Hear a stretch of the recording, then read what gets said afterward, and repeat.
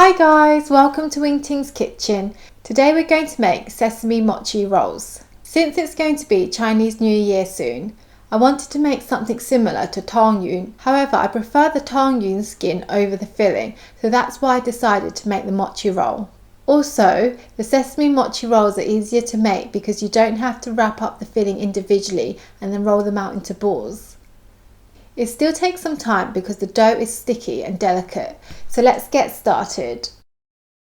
You will need 75 grams of glutinous rice flour, 25 grams of corn flour, 20 grams of sugar, 125 milliliters of milk, 15 grams of butter, and 1 tablespoon of sesame paste, but you can use more if you like. First, add the glutinous rice flour into a mixing bowl, along with the corn flour and sugar.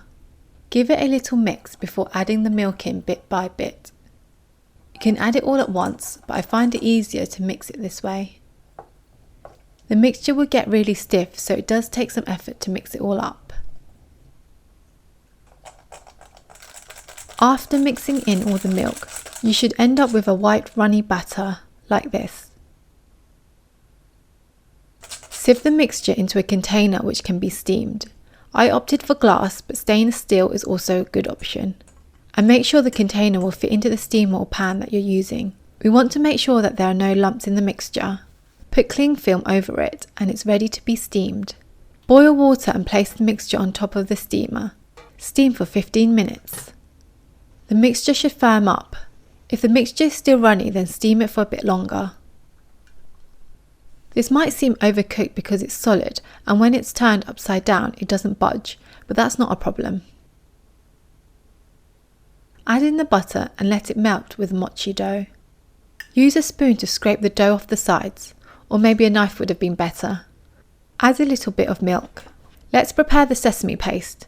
Well, there isn't much to do as the paste can be used straight out the packet. It just doesn't look very appealing here. The mochi is still really hot, so make sure it cools down a little before you work the milk into the dough. My tip is to use a food bag as a glove and then turn it inside out. Put the mochi in and through the bag massage in the milk and butter. It may feel like the mochi isn't sticking together at all, but not to worry, it will all come together when we roll it. Place the bag of mochi dough in the fridge to cool further for about 20 minutes. I have 2 tips for rolling out the mochi dough. First tip is to roll it out on a non-stick mat. If you don't have one, roll it out on cling film. Rolling out on the tabletop will be a nightmare. My second tip is to wrap your rolling pin in cling film, also to stop the mochi from sticking. After 20 minutes, take the mochi out from the fridge. Sprinkle some corn flour on the surface you're working on. As you can see, the dough still looks bitsy and doesn't stick back together easily. So first, push all the dough tightly together. Add some corn flour to get a better grip if needed, but the dough should still be quite wet. Use the rolling pin to push it down. Fold it in half and push it down again. Fold the edges into the middle so you have a straight edge and push down. Keep folding and pushing down with the rolling pin until you have a big smooth piece of mochi dough. It does take about 5 minutes to get it all nice and smooth. Add small amounts of corn flour to the dough if it's too slippery and hard to work with. Once it's all nice and smooth, roll out the mochi into a rectangle. If you do get uneven areas, you can fold it up and roll it out again, like I've done here. Once you have a rectangle, roughly 25 centimeters by 15 centimeters, we are ready to put in the sesame paste. Spread the sesame paste onto the mochi. I have only done half because I prefer less filling, but go ahead and spread the sesame paste over the whole thing. It will also give you full swirls when you cut them up. Once you're happy with the amount of paste you're using, roll up the mochi dough. Where the ends meet, you can pinch the edges to seal it. Roll it to smooth and even it all out. Cover the roll in corn flour.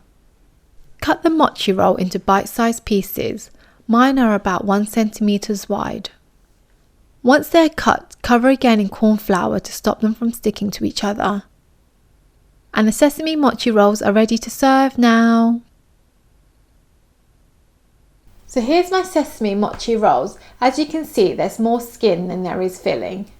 And if you like more filling, spread more paste onto the dough before you roll it up. So the mochi is soft and chewy. You can use them as your Tong Yuans and put them into your tong. So these mochi rolls are easy to make, so why don't you give it a try soon? Since it's Chinese New Year, I want to wish everyone Happy New Year! 恭喜發財，祝大家新年快樂，最重要身體健康。最重要身體健康。Don't forget to subscribe if you haven't already, and I'll see you next time. Thanks for watching. Bye!